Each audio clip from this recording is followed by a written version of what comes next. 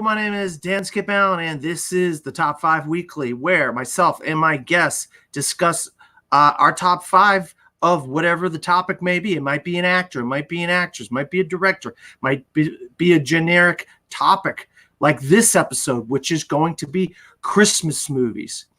And just so you know, this is our opinions. This is each one of the people that are going to be on this panel this evening. This is their personal opinions. And if you have any opinions on what somebody chooses, please, in the comments, say something. Be polite about it. We all film is subjective. We love talking about film. And that's what this is. This is a conversation about Christmas movies this evening. And I can't do it. I couldn't imagine doing this with anybody else but my two good buddies, Mr. Jeremy Adams and Mr. Sandy Robinson. Gentlemen, how are you doing this evening? Doing great. I'm so happy to finally be on one of these with my good friend Sandy. We've kind of been passing each other like ships in the night, and we finally got on one together. Absolutely. Dan, thanks again for having me on one of these things. If anything, it lets me be on camera with two of my good buddies and my best friend Jeremy. So and what better topic 2 days before Christmas than doing Christmas movies? No, you're absolutely right, Sandy. I wanted to try to kind of get some topics that I thought we could get you on. Talk again, Sandy. Hey. All right, cool. I couldn't hear you. That's why I figured.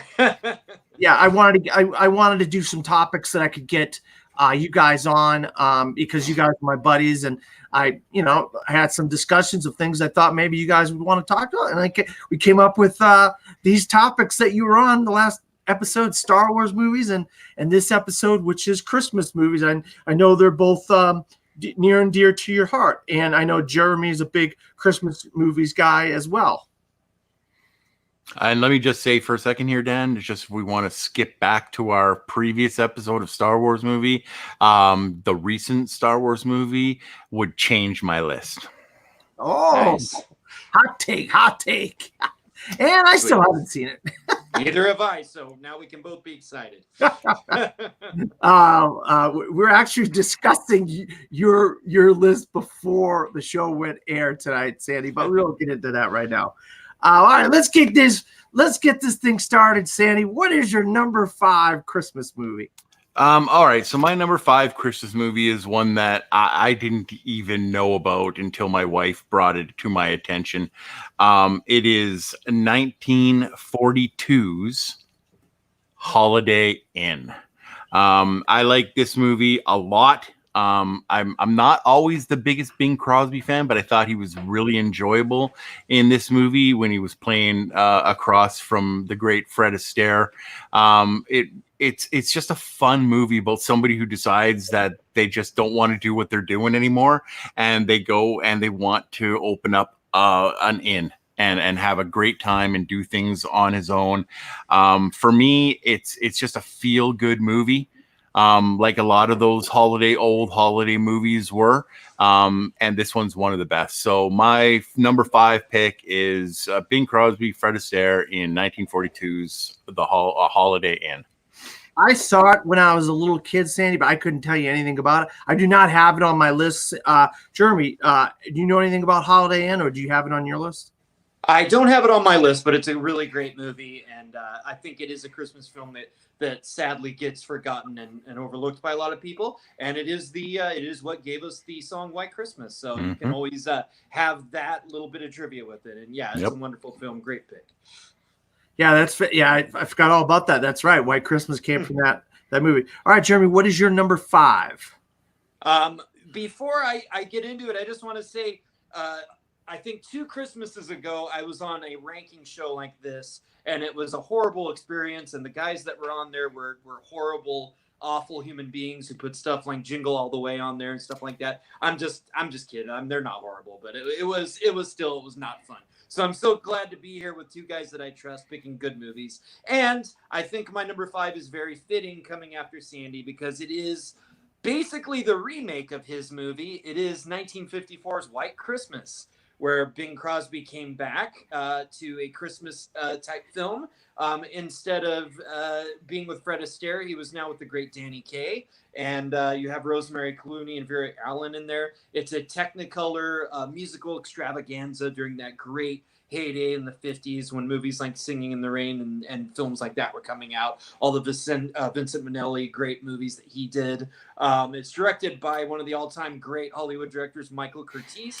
You may know did Casablanca and The Adventures of Robin Hood and many great films. And yeah, it's one that I, like a lot of people, I think it's one that I grew up with. It was one that I always watched with my grandmother, one of her favorite films. And it's I don't know. It's an old kind of sappy, musical kind of movie, but it just always says Christmas to me. And it was tough. There were some other classic ones that I was very close on putting on here. But if I had to pick one, classic kind of Christmassy movie like that, this is the one that I had to go with. So White Christmas is my number 5.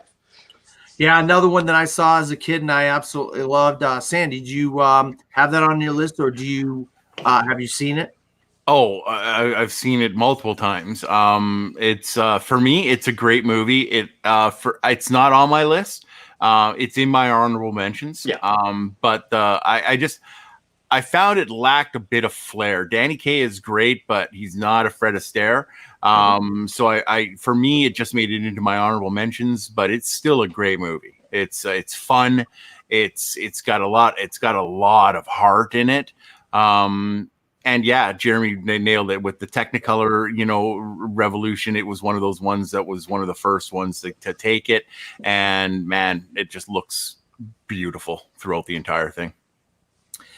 All right. So now it's my turn to do my number 5. I'll tell you, if anybody knows me, I'm a big fan of this particular actor. And I know maybe this isn't one of the greatest Christmas movies. I don't know what people are, where people's minds are as far as that stuff goes. But like I said before the show, all film is subjective. And I love the actor involved, and I love the director of this movie.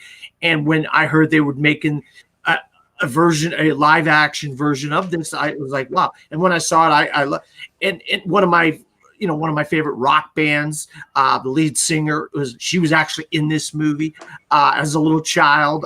And it's yeah, Christmas. I actually like this movie, guys. I know a lot of people have issues with it. Anybody have this on their list besides me? That would be a no. Sandy, no? Okay. So, I didn't even hear which one you said. How the Grinch Stole Christmas. Which one? The Jim Carrey one. The Jim Carrey one. We'll be quiet. Have your time, Dan. I am a huge Jim Carrey fan. And he was on an absolute roll at this point in his career.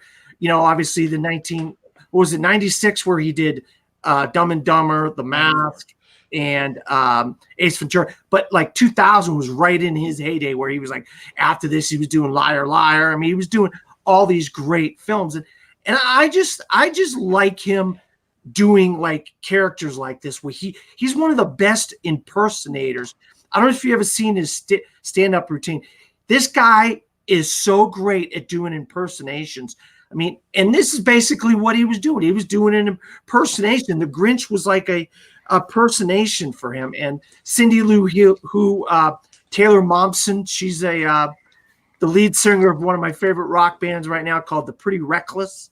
Ron Howard at this time was doing great as well. I mean, he was doing shortly after this, A Beautiful Mind, Cinderella Man. I mean, he was on a roll. He had done Apollo 13 before this. So I thought this really came together to be a fun Christmas movie. And every time I watch it, I have a tear in my eye. It just affects me. And maybe I understand why it might not affect other people. I thought the production value for the film was amazing. I just thought it was just a beautiful film. That's just me. But you guys say what you have to say about how the Grinch Stole Christmas, Sandy. Listen, like we said right off the beginning, everybody's movies and everybody's tastes are different, and it's fine. I mean, for a live action movie, it's okay.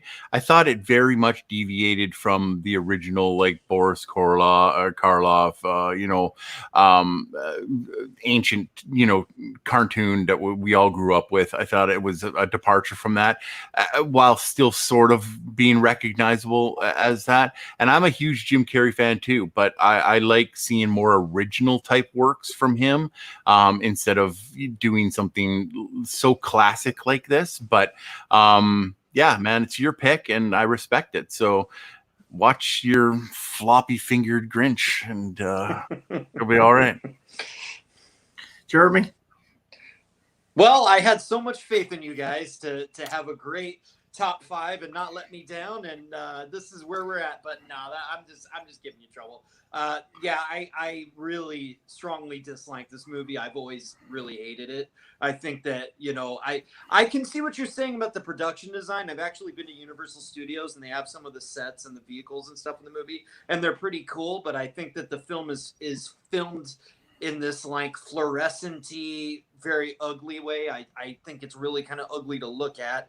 I think that there's like, for some reason, some like adult humor and like boob jokes and stuff in there that is just really unsettling for a movie like this. And I love Jim Carrey most of the time, but I just feel like he's buried in makeup. He's not, I don't find the way that he looks and his particular performance very appealing in this approach. But you're not alone. There are a lot of people that love this one. I've seen it come up on lists on the internet. And, I think a lot of people saw it when they were younger. You probably saw it when you were a little older, but it was a certain time in your life and it struck you the right way. So like Sandy said, everyone's got their own choices. And, I have a couple on my list that not everyone loves. So, I mean, that's just, that's how it goes. And Christmas, you get the Christmas spirit where it strikes you. So I can't take it away from you. It's a movie that I kind of hate, but that's okay. All right. So now we got that out of the way. Sandy, what is your number 4? All right, so now we're going to get into a little bit of an unconventional pick, but it is a holiday favorite of mine. I try to watch it. It's on TV all the time, so whenever I see it, I get into it whenever it's there, but I try to watch the full thing at least once. And this is the Troy Miller directed Jack Frost. I love this movie. It's full of heart for me. It's got some good things in it. I know Jeremy's just shaking his head over there, but I do. I owe those other guys an apology from that other year. Yeah, Michael Keaton, Kelly Preston, Mark Addy star in this with Joseph Cross as the son Charlie. He loses his dad to a car accident. He's a musician and trying to get home Christmas Eve, and he dies in a car accident. So he's changes Charlie. He's very melancholy. He's very not really in the in the spirit of things, and the people around him try to make him feel better. Gives up on hockey, things like that, and then he blows into this what was supposed to be just a harmonica, but his dad said it was a magic harmonica, and lo and behold, his dad comes to life in the form of the snowman that they built outside. And he tries to reconnect with his son. And I found that very enjoyable. It's got, like I said, a lot of heart to it and a lot of fun things in there too. Is it a bit campy? Yeah, it's a talking snowman. I get it. The special effects weren't the best, back at that point in 1998. But I love this movie. I think it really brings out the heart of Christmas in it. But I mean, it's a bit of a guilty pleasure too. So Jack Frost. Yeah. Jeremy, you got any thoughts on Jack Frost? It's worse than the Grinch. If you saw everything I said about the Grinch, so I'll just leave it there. But I think it's a little more fun. Like if I had to watch a movie I dislike, I might have more fun watching this one, even though I find it to be a train wreck. But hey, it is a Christmas movie and it has the Christmas spirit. With some horrible filmmaking, so that's fine. Actually, I agree with Jeremy. Sandy, I apologize. I agree with Jeremy. I'm not the biggest fan of Jack Frost. Michael Keaton did make a resurgence years later, which I was glad to see, because I really do like Michael Keaton, but the 90s were not a good decade for him, and this wasn't one of my favorite. Late 90s. I mean, Late early 90s. 90s. I mean, This wasn't one of my favorite holiday movies. I hate to say it, but what I said at the beginning. This is, yeah, absolutely. You enjoyed Sandy, and that's what counts. Yep, that's all that matters. Yep.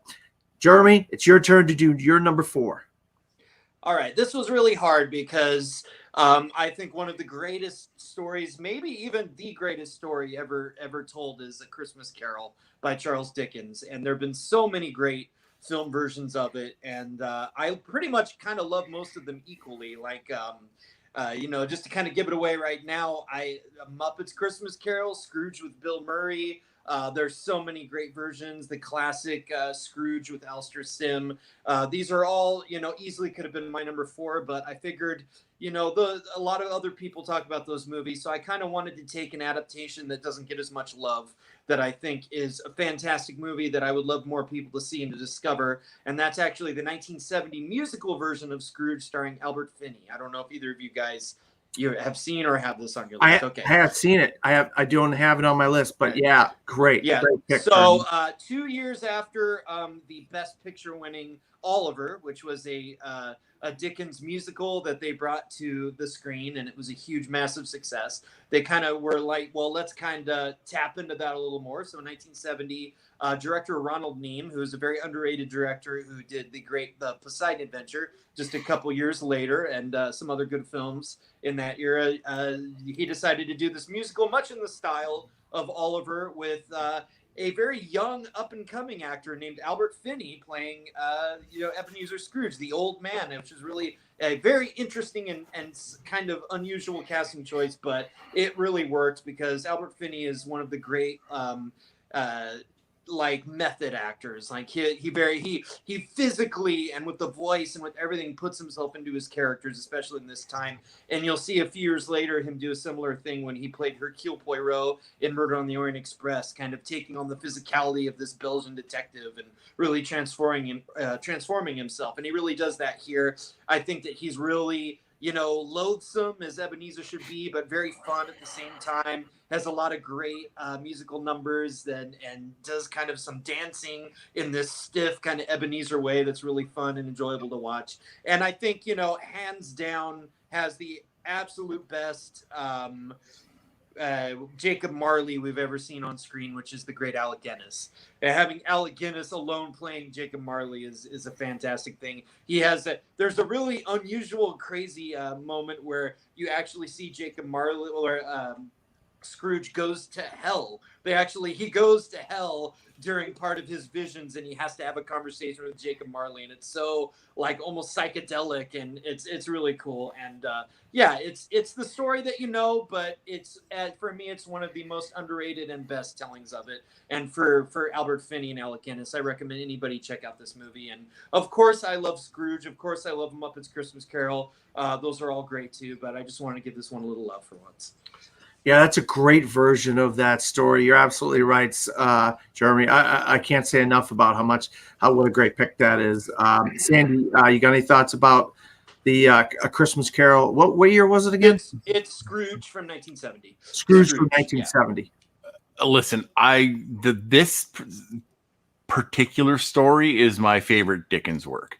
Yeah. It's got everything that you could possibly want. And there have been, like Jeremy said, multiple renditions of this movie. It was hard for me to just pick one for my list. This was not it, but it is a fun take on this movie, on this story. I really enjoyed it. I thought the songs were good. I didn't think that was the dancing and stuff was out of place for the main character. I thought it all fit really well, and it was directed very well. And yeah, I mean, Alec Guinness is Alec Guinness. I mean, having him come on and play Jacob Marley. I mean, come on. I mean, it's awesome. It's awesome. Did not make my list. It was in my honorable mentions along with a bunch of other Scrooge type ones in there. But no, great pick, and you should. people out there should definitely just take a chance on this one. Just go out and watch it. Your kids are gonna love it. I guarantee it. Yeah, no, I absolutely agree, Sandy. All right, so we're back to my list. If you guys have this on, just speak up right away so I don't get into any details. Number 4 is a little film where actually my website that I work for, cinesportstalk.com, came up with the Buddy the Elf challenge to see if we could go up the escalator with it. And I didn't do it. I thought about doing it one day. I was like, "Ooh, should I do it?" Nah, I better not. I don't want to break my neck. So I didn't do it. Now it's Sandy's time to be outraged. I'm glad that I'm off the hook for one. But go ahead. We don't have this one. I'm not the biggest fan. I'll be honest. I'm going to sit here and be 100% honest with you guys. I am not a big Will Ferrell fan, but I really love Elf. I just can't explain why I love Elf. I guess I can explain. I just love the kind of down on your luck, goofiness of this character, and I just felt like Will Ferrell was like the follow-up to Jim Carrey in a lot of ways. He just kind of was that guy that just broke out from SNL and just was like, and then all of a sudden lately he's kind of fallen off. And Jim Carrey did the same thing. He was like the greatest thing since sliced bread in the 90s and then in the early 2000s. And Will Ferrell did the same thing. He was like the greatest thing and he had all these roles. And one of those roles was Elf. And Peter Dinklage is like the villain in it. And there's a scene where he comes running across this table and he attacks him and stuff like that. I mean, stop calling me an elf. Yeah. That's very good. You know, I like this Will Ferrell. I don't like a lot of Will Ferrell movies. I just find myself enjoying Elf. And I wanted to put this on here because I thought it was funny. It's heartwarming and has a lot of heart to it. So, Jeremy, Sandy, say what you will, buddy. I love that you love this movie. I really do. This movie is a hot piece of hot garbage, and it is absolutely just magnificently bad. The minute that tall meatball showed up in Elf uniform, the cops should have taken him, thrown him in a padded cell, end of movie. Roll credits, and that's it. It's not funny. It's unfortunately a thing of with me. I don't enjoy Will Ferrell. A few of his earlier movies I did not mind because they were based off of Saturday Night Live, and I didn't mind him in Saturday Night Live. But this movie to me just was an overdone vanity project for Will Ferrell, and it didn't hit with me. I've seen it once. I will never watch it again. But I know that there are a lot of people out there that really enjoy this movie and have a great affection for it, and absolutely enjoy it, guys. You don't have to listen to me. I'm just, a YouTube personality. So you know what, Dan, Elf. There you go. Jerry, you got any thoughts on Elf? I just want to give a little peek behind the curtain for everyone. If you don't know, beforehand, Sandy Robinson and I, we do a lot together in these groups, and I consider him my best friend in this league and really in life. We love each other, and he's the absolute best. But, nobody sees eye to eye on everything, and I would say the one person, the one creative force in Hollywood that I hate above anything else in life is the director Michael Bay, who Sandy loves. And the one creative force in life that Sandy hates more than anything else in life is Will Ferrell, who he finds a very unfunny, horrible guy. And I love Will Ferrell and like most of his movies. Elf I love it. It's one of my favorite Will Ferrell movies. But I get it. I understand why. My dad hates Will Ferrell too, and I've argued with him a lot about it. And, it's something that it's like politics. We try not to bring it up at the holidays. So, it's just one of those things. But yeah, I think this movie, it's one of the breakout movies for Jon Favreau as director. It kind of led to him eventually doing Iron Man and films like that. There's a lot of wonderful touches, such as the like Rankin Bass stop motion animation in the opening credits. There's such a wonderful supporting cast with Bob Newhart as Papa Elf, who adopts the Will Ferrell character, and then he of course grows to be human size while they're all elf size, and he's like trying to sit in his lap and everything, and a lot of great like the sets that they have to make those jokes play. I think James Caan's great as his actual biological father, who's this like cold-hearted publishing magnate that he like reaches out to, and and Zoe Deschanel in an early role I think is really good, and her and Will kind of have a silly fun chemistry together. So yeah, I get it, Sandy. I love this one just like you love Jack Frost. I think that movie is a mess, and you think you don't like this one. So, but Dan and I get the Christmas spirit from this one. Out of respect, I didn't put it on my list. Honestly, I didn't put it on my list out of respect. I'm like, I'm gonna give White Christmas some love and set Elf into my honorable mentions out of show of respect to Sandy, and that's okay. I didn't know Sandy didn't like it. We do not have to see eye to eye on everything. That's not all the time, no. All right, so now we're up to number 3 for Mr. Sandy Robinson. Okay, so this is going to be a bit of a rehash just because my number 3 is the great 1951 Alastair Sims Scrooge. I was so close. I know. It was that or Scrooge, the Albert Yeah. Finney. I was just back and forth on it. It's fantastic job. I cannot go a Christmas. In fact, it's recording right now on our channel CBC, like it is every Christmas. We usually watch it midnight on Christmas Eve when it comes on, but just in case they don't do it, I've got it recorded, ready to go. And I'm old. I don't know if I can stay up, till midnight anymore. But the simple fact is that I don't care about any other person in the cast whatsoever. Alastair Sim is an absolute force of nature in this movie. The way he announces his lines, the facial features that he has, the way he has to to show this irreverence, and then when the ghosts start coming, that he's genuinely afraid of these things, and and even still, even when he's being shown things that he did dastardly, the little smile that he gets on his face, and about he plays this perfectly. This is, if you are to read this, read A Christmas Carol from Charles Dickens, this is who pops into my mind, and he's when I'm listening or when I'm reading it. It is a masterpiece in black and white. I'm not as big a fan of the color adaptation of it, but it doesn't really matter to me either one. It's still the same story. I don't care. But definitely this Alastair Sim version of Scrooge is my favorite. No, absolutely, Sandy. I watched it so many times.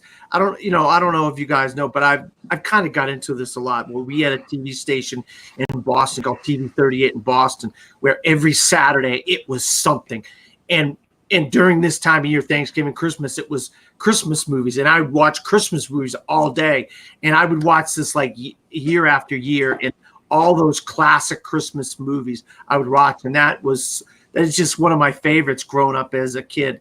And of course, then you transition over to whatever sporting event was on, in Boston at the time, whether it be the Red Sox, the Celtics, or the Patriots, or whatever, or the Bruins. But that's what my routine was growing up as a kid, and that's why I love so many classics, is because I got to watch at such a young age, and that one is one of my absolute favorites. Jeremy? Yeah, I mean, like I said, it was tough deciding which Christmas Carol I wanted to pick, and this is very very possibly the best one. It is a great film. It came out in a time when there was some great independent British cinema being made.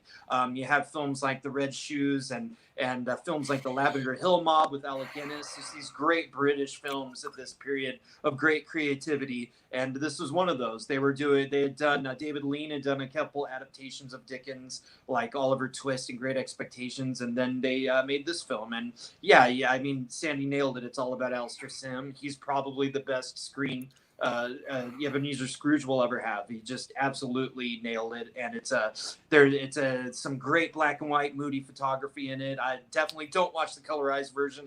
I feel more strongly about that than Sandy does, but yeah, it's beautiful. It's a beautiful movie, and I just want to add a little thing for anyone at home. Go onto YouTube and look up. There was a short film in the early 1970s that actually won the Oscar for Best Animated Short. It's from the director and animator Richard Williams, who eventually went on to do the animation for Who Framed Roger Rabbit. So I'm a huge fan of him. He's one of the great giants of animation. And in the early 70s, he did a short film of A Christmas Carol. It's like 25 minutes. It's like a pencil style animation. It's really like unlike anything you've ever seen. And he got Alistair Sim, like at the end of his life, to come back and redo the role of Ebenezer Scrooge and do the vocal performance, and it's absolutely incredible. So they make a really great double feature if you can watch both the film version and then the animated version with Alistair Sim. It's well worth your time. All right, Jeremy, what is your number 3?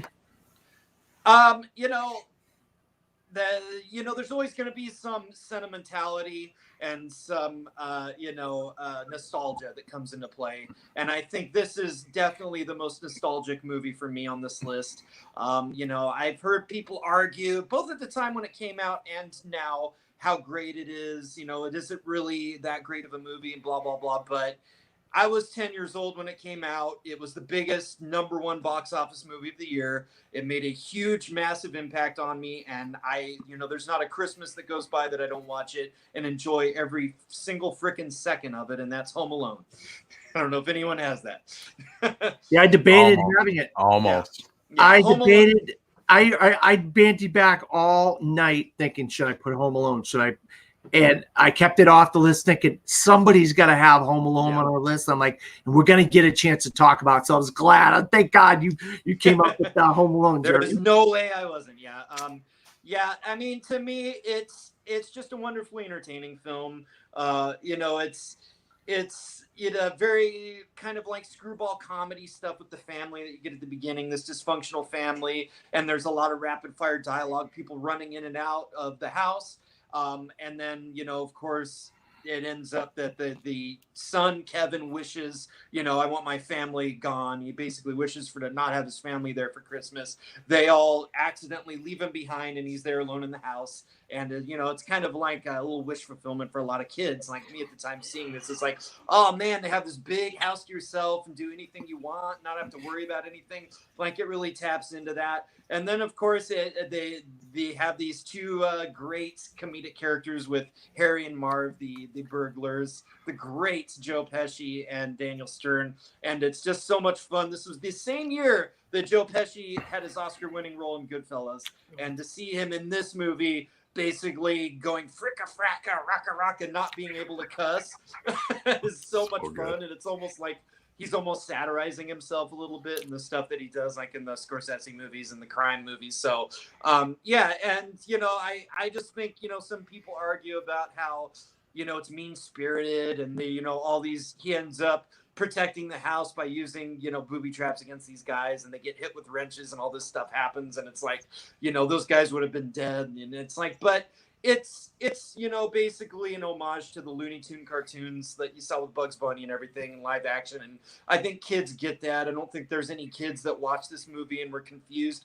Oh, you can really stab a guy in the foot with a nail or torch his head. I think we got that it was a cartoon basically, and it wasn't to be taken that seriously. And I think what really makes for me, even though there's nostalgia and sentimentality and all that stuff, I think the reason that it's always going to be around and it's always going to be discovered by new people and continue to be a Christmas movie that people talk about is that it really does have a heart. It really is about this kid discovering that he loves his family, even though they're kind of a bunch of jerks and he's kind of a jerk himself, but it's still Christmas and they're still family. And Catherine O'Hara, I think, is fantastic. So coming back to home, trying to get home to her son, and going through all this travails to get home, and the ultimate, coming together with them at the end, and then the little side story with the a great actor Roberts Blossom, who plays the neighbor who he thinks is this killer and everything, and then of course he actually meets the guy, and you find out all this heartwarming stuff with his granddaughter who he hasn't been able to see. It does have an emotional punch to it, and I think, for me, all the elements work. The slapstick, the kid wish fulfillment, all the stuff that happens, and the heart at the end. It still is just a great classic, and I think, it does. They took it too far, like in Home Alone 2. I think that one gets a little more mean spirited, and he's just throwing bricks at the guys' heads and stuff, and it's fun, but I just don't think it quite has the alchemy that the first movie has. It's a classic, and maybe my all-time favorite movie cameo with John Candy, who as the Polka King is just fantastic. So yeah, there's no way. Everyone can say what they say, everyone can think what they think, but there's no way Home Alone wasn't going to be here. I'm glad it's on your list, Jeremy. Shane, you got any thoughts about Home Alone? Yeah, just another reason why Jeremy and I are best friends is I knew he was putting this on here. I knew it was not going to be on his list.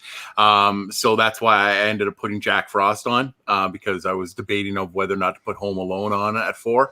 But I knew that it would be on the list. Also, I know that another movie that I didn't put on my list is on his, and that was the reason why I didn't put it on there. But this movie is awesome. It's fantastic all the way through. I mean, he has to go, he gets in trouble because he speaks his mind. And not only does he speak his mind, he speaks the truth.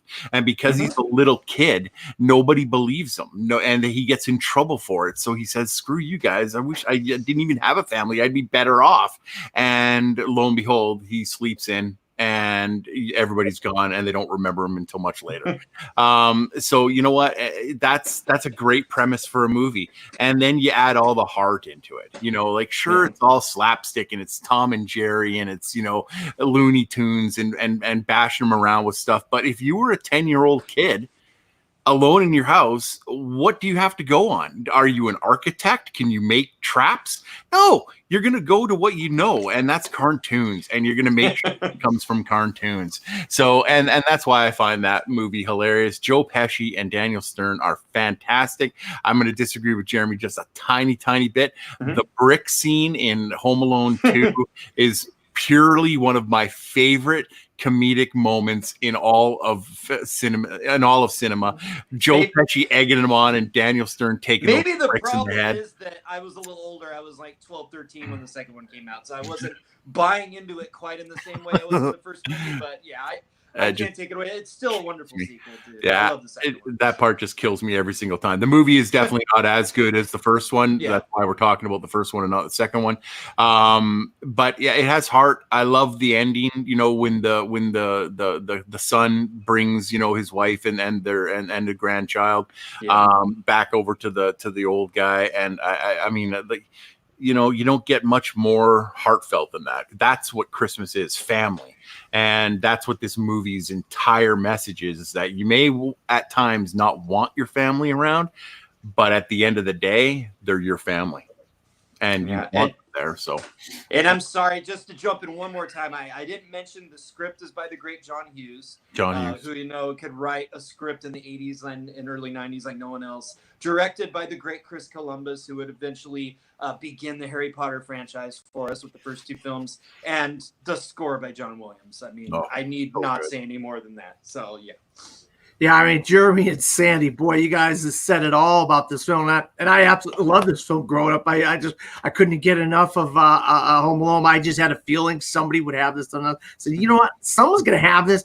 I'm gonna put something else on my list. That way, we get to talk about more films. And if you love Home Alone as much as these guys and myself, there is a show on Netflix where they go back and they go through the whole making of the movie and how the movie got made. And there is an episode on Home Alone, and this movie almost did not get made.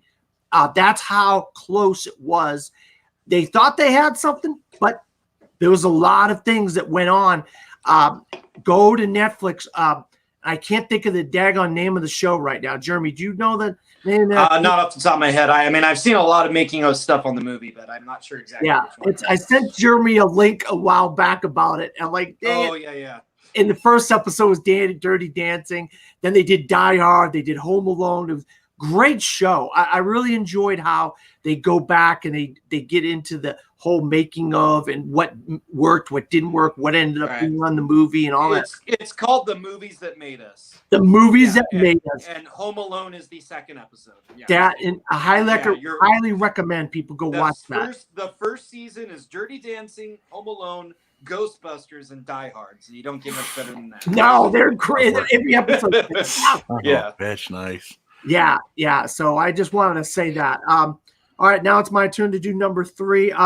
We all remember, I don't know if you're a football fan or whatever, but every Thanksgiving we grew up, we would watch the Macy's Thanksgiving Day Parade. Mm-hmm. And it was like a staple in my house. Then afterwards, we'd watch football. Well, there was a movie where there was a guy in the parade named Santa Claus. And for whatever reason, this guy decided to take the day off.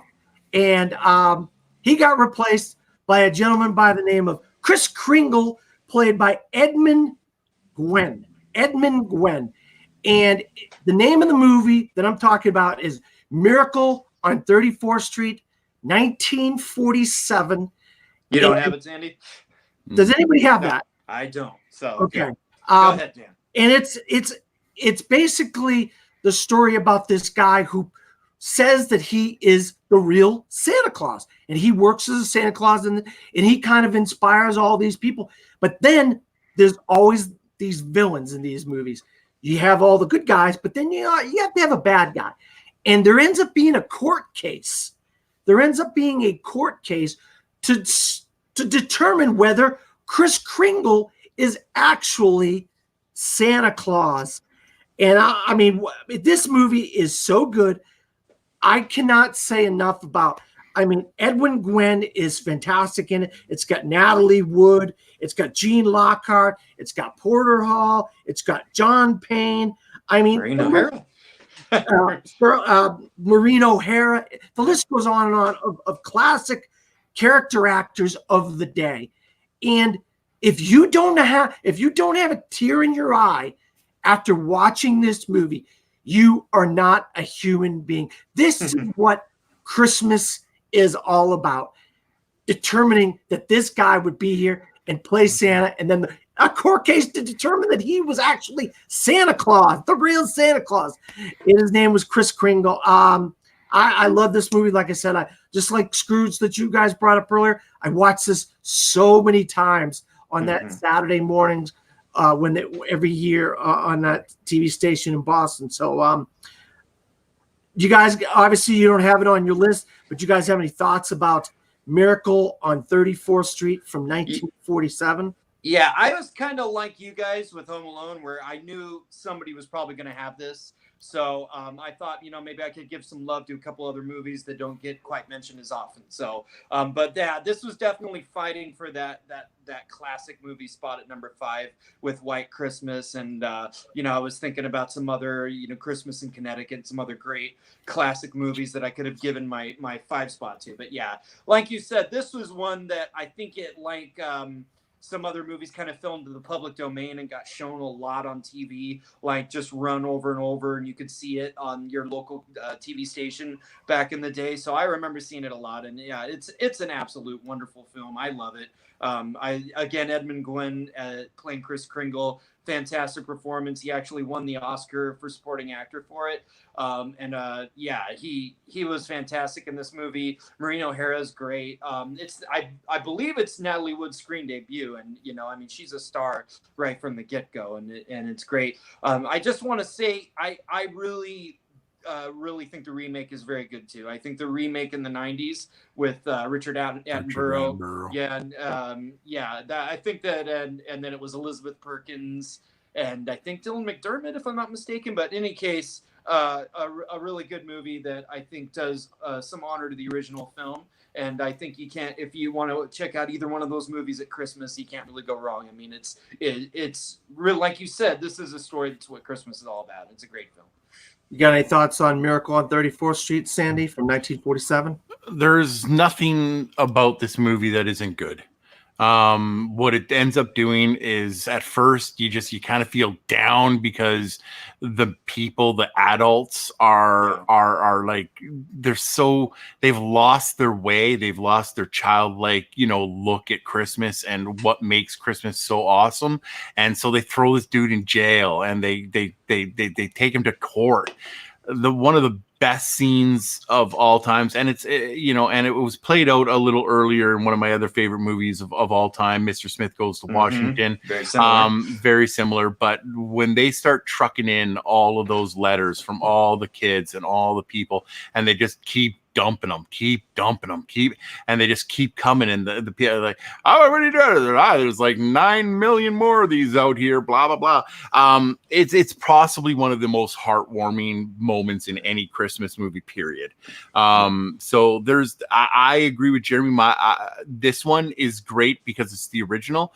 I'm actually more of a fan of the John Attenborough one, and I tend to watch that one more when it comes on. But yeah, once again, I knew it was going to be on somebody's list. It just wasn't in mine. It was in my honorable mentions. All right, guys, we're starting to get down to the nitty gritty here. Sandy, what is your number 2? All right. It's either not on everybody's list or it's on everybody's list and not just at my number. This movie is an absolute staple. If you are not watching this at Christmas, then you don't believe in Christmas. And that would be the Chevy Chase classic 1989 National Lampoon's Christmas Vacation. Just missed my list, Sandy. I'm sorry, brother. Couldn't quite get it there, but oh my. Okay, all right. We all love it. Have at it. Let us know all about it, my friend. Listen, Chevy Chase back in the 80s was lights out. He was lights out. I think he was the first. No, Belushi was the first, but he was the second person to leave the cast to go start doing movies. Oh, was he the first? Chevy was first. Okay, and then he was replaced by Bill Murray. That's right. Yeah. It is so. He plays such a good Clark Griswold, like just this straight arrow, wants everything. And especially in this movie, he wants the perfect Griswold family Christmas because of what he believes were in his head from his childhood. And he wants to have this big thing, all the lights, the biggest tree. And it's such a good movie. The surrounding cast the supporting cast is so good. Once again, we get a new Rusty, played by Johnny Galecki, and and then Juliette Lewis as Audrey, and I know I can always count on Jeremy to get the names for me because I'm just like Beverly D'Angelo as his wife, and and then we get, of course, the humor in the movie coming from Randy Quaid as as his lovable dim-witted cousin. It is such a good, weird movie for Christmas because anything that can go wrong in that Christmas story goes wrong. So I never look at it as a great, like a great movie, but I always look at it as a great Christmas movie. And it just, because it has all that heart as well. It doesn't get this high up on my list if you don't get the feels from it. And you definitely do. At the end, when all hell breaks loose, it's still heartwarming. It's still heartwarming at that end. The way Clark moves around that whole movie and tells us a story from inside his head, even when the world around him is completely crashing and he gets crazy at the end. The journey and looking through it all through his eyes really makes you want to have that good old family Griswold family Christmas. So for number 2, National Lampoon's Christmas Vacation for me. Jeremy, you got any thoughts on Christmas Vacation? Well, I mentioned him on my list. I got to mention him again. You can't talk about the 80s and comedies and all the great stuff of that era without talking about the master John Hughes. He created Clark Griswold and all of these characters in National Lampoon's Vacation in 1983, which I still think is one of the great comedies, especially of that era. And then, they had a sequel that wasn't quite up to par with European Vacation, but I still kind of enjoy that one. But then, they came back. John Hughes was like, well, let's kind of take it back in a little bit. Let's have them back at home, and let's do a holiday. Let's parody the holidays with these characters. And it's just almost right on par with the first Vacation movie. I think it is one of the funniest Christmas movies. I mean, there's so many just unforgettable set pieces and comic moments. The squirrel and the Christmas tree, William Hickey as the old grandfather with the toupee and the cigar and everything that goes wrong with that. Him, Clark trying to turn on the Christmas lights while his wife is like, keeps unplugging them without knowing what's going on. It's just, and of course everything with Cousin Eddie and when in the Winnebago coming to visit with all the kids, and then dumping the sewage. Yeah, and then it's sort of in a little kind of strange turn of events, who replaced Chevy Chase on Saturday Night Live, but Bill Murray. And in this movie, we get his brother, Brian Doyle Murray, playing the boss. The a-hole boss who, the Christmas bonus turns out to be the Jelly of the Month Club. And then of course, I kill that guy. And then Cousin Eddie takes it to literally, and he kidnaps him, and it goes so off the rails at the end, like the SWAT team and all this stuff. But it's the 80s, and you could do that then. You could just go crazy with these movies, and then everything somehow works out at the end. And it was just that era where just had that kind of anarchic spirit that you got from National Lampoon and from Saturday Night Live and all that stuff. And they just did that in these movies, and it just worked. And I, like Sandy said, I don't know that it's the greatest movie ever. I mean, some of it's a little, maybe a little shabby around the edges, but it, for that era and for just flat out slapstick comedy, I think it's always going to be around and a Christmas movie that people enjoy for sure. I just want to jump in for a second here, Dan. I'm glad you mentioned the Jelly of the Month Club, because one of my favorite lines is that everybody is so disappointed. He's like a 1-year membership to the Jelly of the Month Club, and the only person that says anything is Eddie. The gift that keeps on giving year round. It's so funny that he's just like, it's just all of his lines in that movie are hilarious. Save the neck for me, Clark. It's so awesome. Go ahead, Dan. Real quick, I'm going to direct you back to YouTube, because I just saw that they did a 30-year cast reunion of this movie, and you can go on now, and they brought them all back to interview them and everything. So you had Chevy Chase, Johnny Galecki, Juliette Lewis, Beverly Angelo. I don't think they got Randy Quaid, because unfortunately he's a little kind of gone off the rails and a little nuttiness in real life. But we sent him back. Yeah, we got rid of that guy. So or you got rid of him, but I don't know where he is. But yeah, it's so it's 30 years, for that movie, and it's 30 years and it's still around, and they're doing reunions and people still love it. So another thing to check out there. Yeah, I mean, what else am I supposed to say about this movie? You guys said so much about it. I absolutely love it. I loved it as a kid growing up, and I cannot agree more.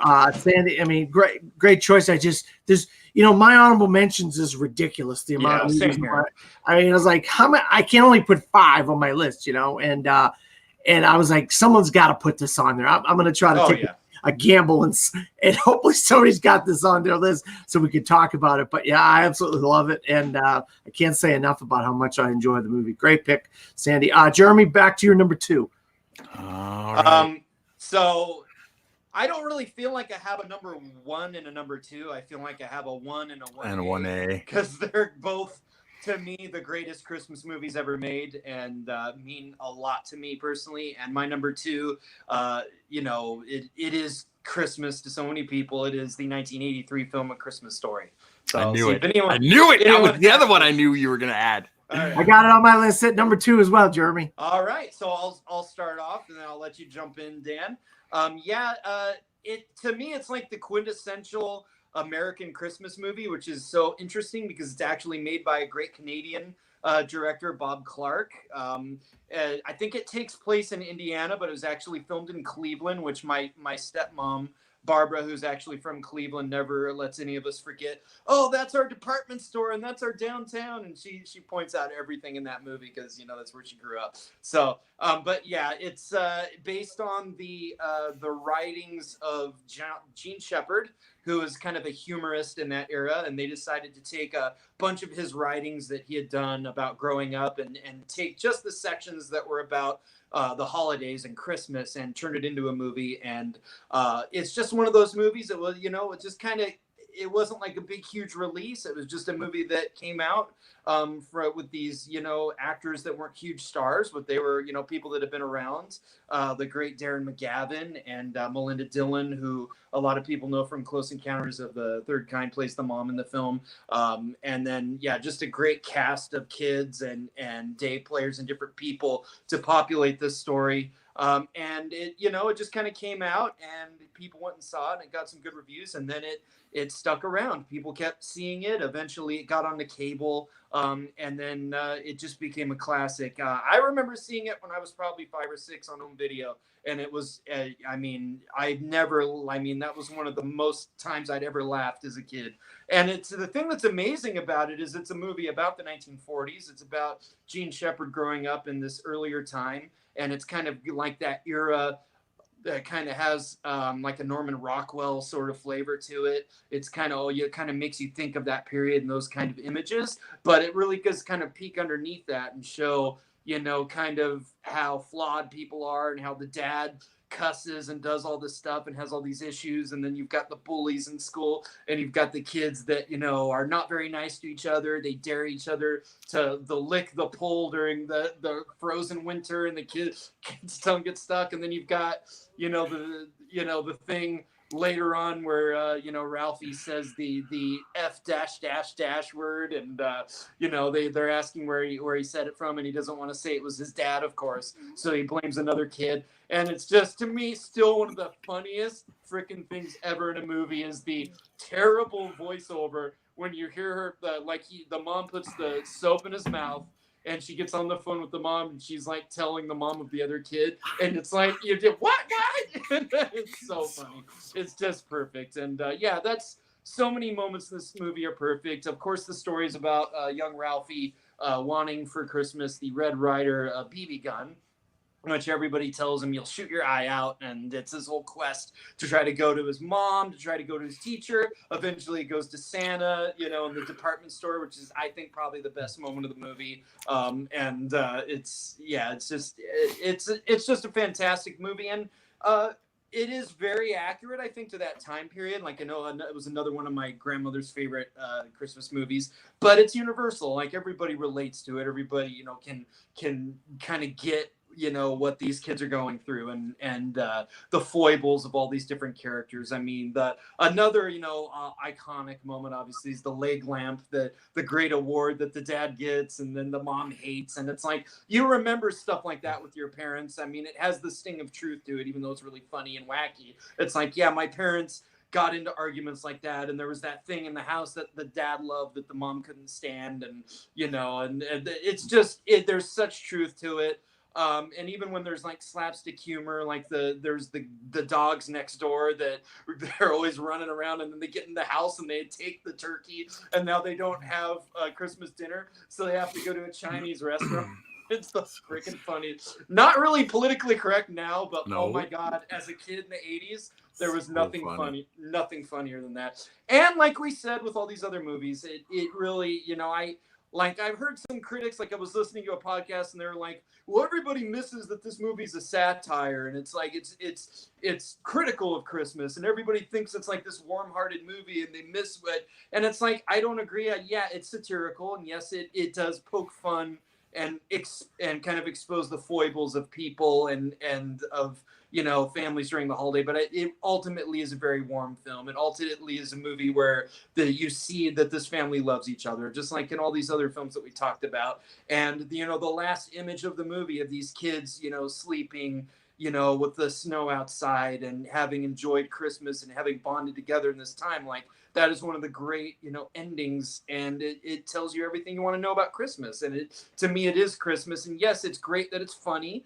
and it pokes fun at stuff. But at the end, if it didn't have a true heart to, and if it wasn't really about the family and how we bond together, then it wouldn't be a classic like it is. So yeah, it was hard not to make it one. And to me, like I said, it's 1A. So it is a Christmas story.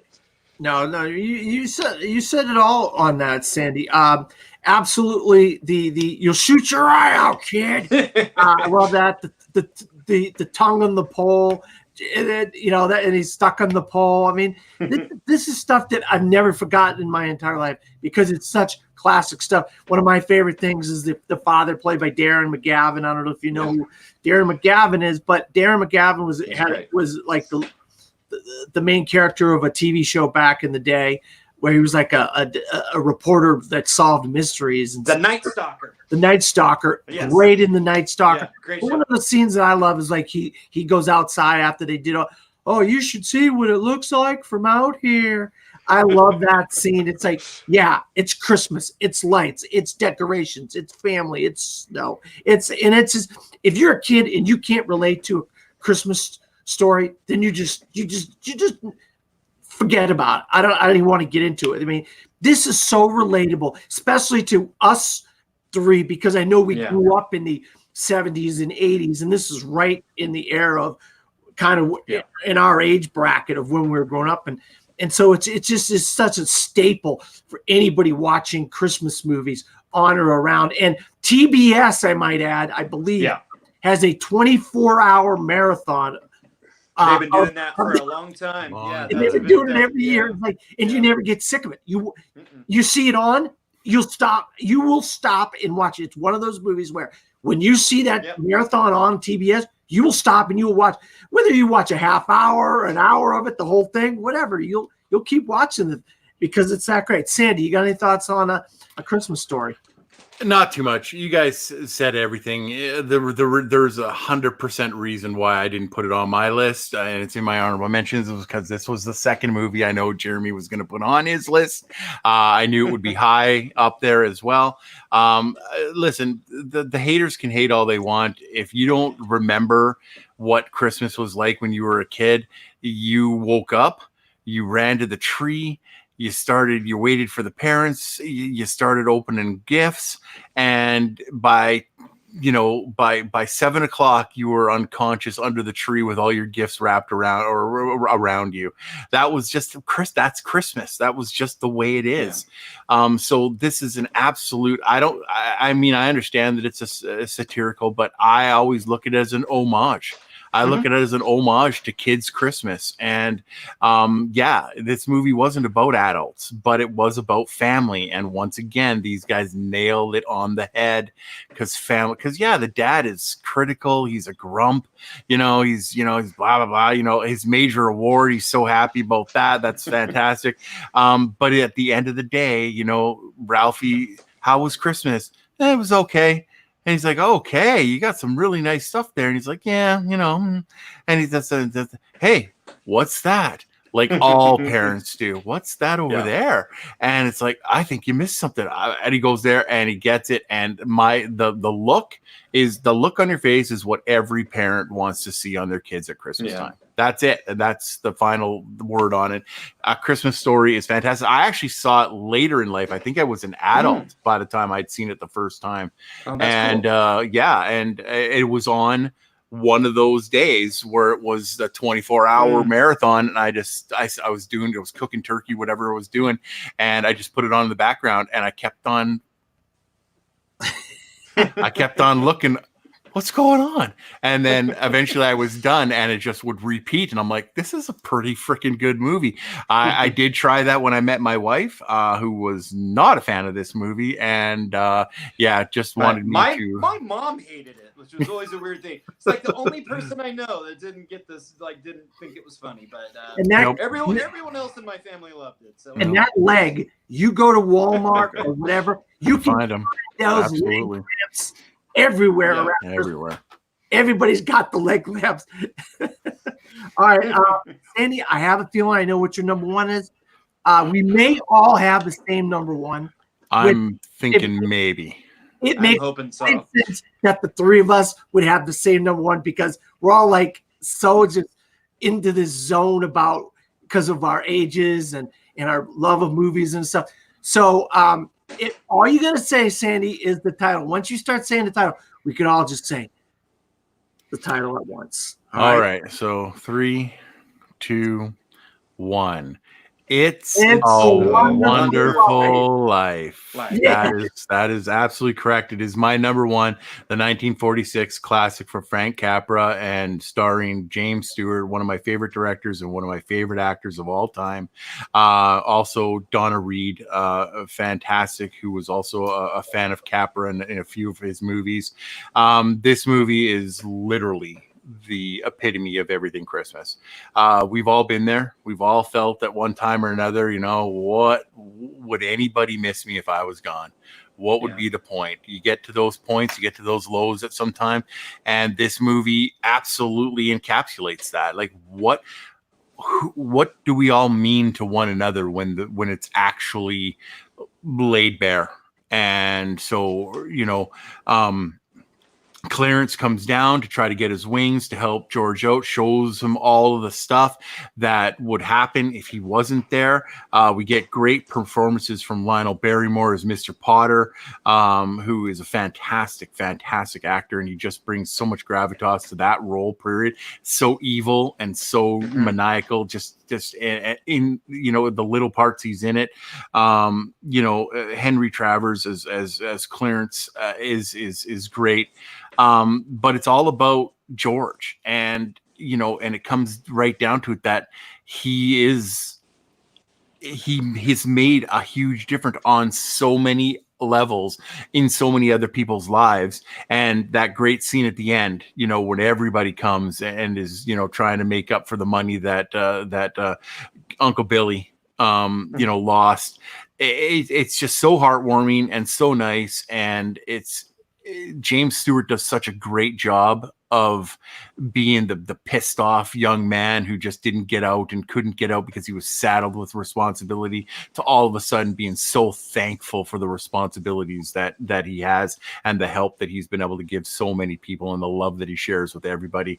It's so, like I said, I don't go a Christmas without seeing this. It's in my top 5 movies of all time. Not just Christmas. It's literally one of my favorite movies of all time. So It's a Wonderful Life. And I've seen the colored version, and the colored version is not actually bad. I liked it. I got 4K. I got the 4K version, Sandy. I'm gonna watch it tomorrow. Nice. Jeremy, talk about It's a Wonderful Life. It's hard to know where to start. Like Sandy, this is one of my top movies. Not just Christmas. This is my top 10. It's way up there. Frank Capra is, an absolute hero director of mine. One of my favorite. I remember as in my early 20s reading his autobiography, and it made me realize how much more I love movies than I even did before, and how important filmmaking and art is to me because of this man and what he did, and the messages and the themes that he put into his films, which he looked at the world and he saw the darkness that was out there, and he wanted to reflect that but give a positive message and show what really matters, and how things can get better, and how people can be decent and be good people in the midst of all of the problems in life, whether it be Washington, D.C. politics, or, rich upper crust people, as in Mr. Deeds Goes to Town, or political type people that you see like in Meet John Doe, or in a small town with people that are down on their luck, and, bankers that are heartless and are foreclosing on people's homes and all this kind of stuff. Like in the midst of all those everyday things that we go through that, suck and are just the dark things in life. If people are decent to each other and care about each other, then it all can be okay. And when I look at, the history of cinema, it's like people say, who are the great, movie heroes? Like, who are the great heroes in film history? And it's easy to say like, oh, Iron Man, Superman, maybe even like Robin Hood or something. And to me, the greatest movie hero for me personally is George Bailey, as played by James Stewart. And he doesn't fly. He doesn't have a jetpack. You know, he doesn't have a sword or anything. He's just a guy who, you know, has things that he wants to do in his life, but, you know, then life intervenes. You know, things happen in his family. His father passes away, and he has to make the hard decisions to be there for his family, to take over the family business, and ultimately to be a husband and a father and try to keep things together. And he still even like cares for his uncle Billy, who's kind of a loser, but he still like takes care of him and all this stuff. And it's hard, and it causes a toll. Like everything goes wrong for him because he's done all this, because he didn't think about himself, because he tried to be there and do the right thing. He feels like he got screwed, and he's like, well, I don't even want to be here anymore. And it's like, that's the cost. That's what happens when you make the right choice and not the easy choice. And this movie reflects that. But then it takes this miraculous intervention to show, oh no, you know, you are a beacon of light in this world. You impacted so many people's lives. And then at the end, those people come and they reflect it back to him. They reflect that goodness back to him that he gave to them. And that is what life can be. And, you know, this genius Frank Capra was able to, you know, get to something like that in his movies. There's a lot of like really it's not just this great emotional film. There's a lot of really great sequences in it. The scene where he and Donna Reed are just courting for the first time, and they go to like a high school dance, and there's this swimming pool that opens up on the floor, and they're like, they don't know it, and they're dancing back and forth, and everyone's like, oh, like there's so many great moments. The scene where he and Donna Reed are falling in love, and they're on a phone call together, and you can just feel like the palpable attraction between the two of them in that scene. There's so many great moments. All of the sequences in the very kind of dark sequence where Clarence is showing him what the town would be if he had never been born, because that's what he says, I wish I'd never been born. And to see, you know, all of the different people in his life, and how it's, you know, the bankers taken over and made it Pottersville and all that stuff. It's so memorable.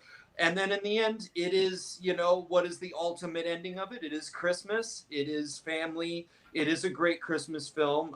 You know, the main action of it takes place on this Christmas Eve night. And, you know, so it is ultimately a great Christmas film on top of being a great film. And, you know, I know some people don't love it as much as other people. They think maybe it's dated. Some of the acting style and stuff in it is, you know, old timey and everything. But I just think if you just kind of really look at it and give yourself over to it a little bit, and just kind of go with the fact that it is an older film, it really can speak to you in a way that few movies can. And I think James Stewart is a tremendous actor in this style. And he, you know, he goes to a really dark place in this movie. And I don't think there are a lot of actors that could do that as much as he could. You also see it in the film Vertigo, how he could just go to these dark places of the soul. It's like he was the everyman. He was the American, you know, everyman, but he could also reflect the darkness that lurked within, you know, the every guy. And so, yeah, it's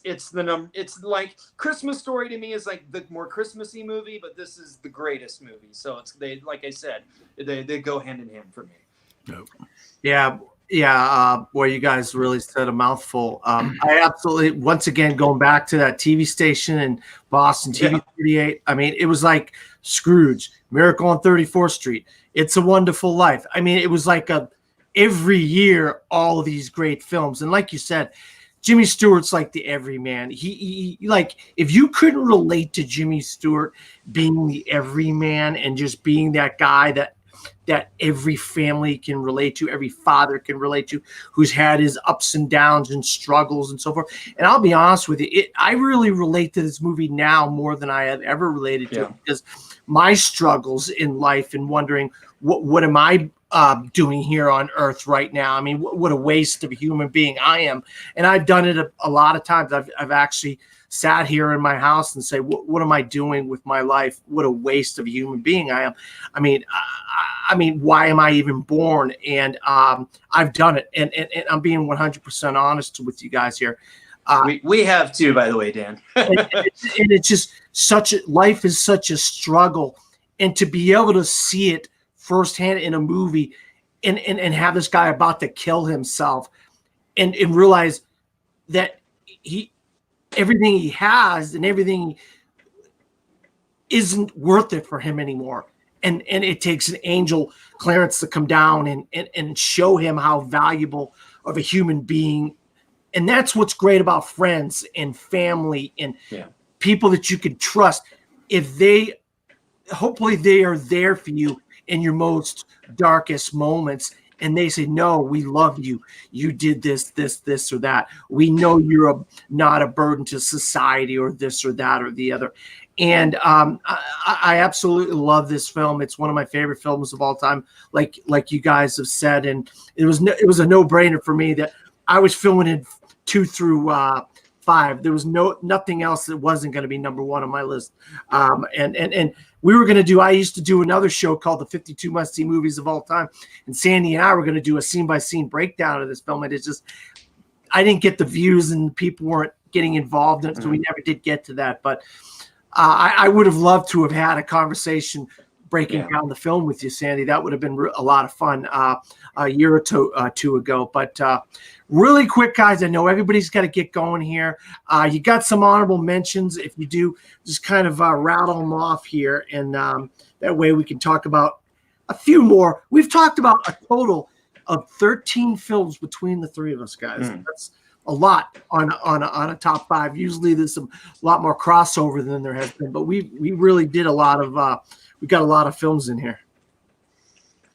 Absolutely. Sandy, go ahead, Sandy. Okay, a lot of them have already been mentioned. I won't take up too much time. Home Alone 2, The Nightmare Before Christmas. I know a lot of people think that it's a Halloween movie, but it's not. I think it's a Christmas movie. A Christmas Story, The Santa Claus, the first one. The rest of the sequels, not so much, but really good premise for the first one. I thought was cool. Muppets Christmas Carol. I can't go a Christmas without watching that. Scrooged, Bill Murray is fantastic. And underrated performance in there is Bobcat Goldthwait, by the way. He's fantastic in it. Christmas in Connecticut, 1946, fantastic movie. The Family Man, starring Nick Cage, and I have this one on my computer because I can't not have it. Is Mickey's Christmas Carol? It's short. It's for TV. It wasn't a movie, but it was shown in theaters. Oh, was it? It was a short that was shown in theaters. So excellent. All right, Jeremy, you got some? Sandy kind of covered most of it there. Like I was going to say, there's so many great versions of Christmas Carol. There was a 1938 MGM one with an actor named Reginald Owen that's also really great. And then, of course, The Muppets Christmas Carol and, of course, Scrooged, which, it was really hard to not have it in the top 5 there. I mean, it's probably number 6 for me. And I think that, one of the great Christmas moments in any film is Bill Murray's speech at the end of that film, which was kind of extemporaneous a little bit, like it was a little bit improvised, and I just think it's one of the great Bill Murray moments, and it's so wonderful. And and even like the Jim Carrey motion capture version, I think is a little underrated. I actually kind of like that one. I definitely like it better than his Grinch movie. And that had Gary Oldman as Bob Cratchit, and I think that one's a little underrated. And then I even will give a little love to some of the guilty pleasures. Like I know Sandy will appreciate this, but Ernest Saves Christmas from 1988 is a fun 80s kind of guilty pleasure Christmas movie. And then actually really underrated great movie that I hope more people discover is Arthur Christmas, an animated movie from a few years ago with James McAvoy as the lead character. And then it's a movie show, and I hate to do it, but I gotta give a little love to the TV stuff that we all grew up watching, like the animated How the Grinch Stole Christmas by Chuck Jones and Boris Karloff, Charlie Brown Christmas, and then some of the TV movies. Like another really fantastic version of A Christmas Carol is the George C. Scott TV version that was done in the 80s, and then there was a later Patrick Stewart one that was pretty good too. So there's so much good stuff, and I think honestly we could have another 10 or another 5 list of totally different movies that would still be great, because there's some really good stuff out there. And then you guys still managed to sneak a couple turkeys on your list, but there's a lot of great stuff too. I'm just kidding. I'm just ripping you. It's got, I don't know what people think, but it was Robert Zemeckis was in this stage in his career, and one of the ones he did with this motion capture was the Polar Express with Tom Hanks. Another classic that I came into, actually I hadn't watched in so many years, and then I watched it and I realized how great it was. Meet Me in St. Louis, which is that? I thought that was Easter. Is that Christmas? No, that's Christmas. It's around Christmas. I need to rewatch it. Love Actually. I know it's got its. I meant to mention Love Actually. I love a lot of people. People I really like that. I'll tell you right now, I think it's fantastic. What an amazing cast in that movie! Phenomenal cast. And then I like the Mr. over here. He tested me on it the other day, but I had it on my honorable mentions anyway. The Grinch with Benedict Cumberbatch. Voice of the Grinch. Yeah, I'm definitely gonna watch that one this year. I didn't get to. I'll tell you what. It's on Netflix now, so I'm gonna check it out.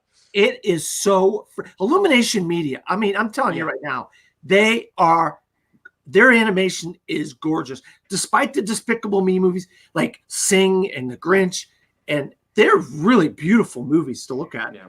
I love the Despicable Me movies. I like those too, but I'm just saying their animation got better as the time has gone on, and The Grinch really just pops off the screen. Scrooge, like you guys said with Bill Murray, you can't. I mean, it's the top 5 weeks, and we got to do 5 films, but we could have easily done 10. I mean, this thing could have went on forever and ever and ever because we would have had 10. It would have never ended. But Jeremy, Sandy, where can you be found? You guys can find me anywhere on Facebook. Hold on, Sandy. Before you do that, give me your 5 through 1. Okay. So my 5 through 1 were Holiday Inn, 1942, Jack Frost, 1998, Scrooge, 1951, National Lampoon's Christmas Vacation, 1989, and the 1946 classic, It's a Wonderful Life. Now tell me where you can be found.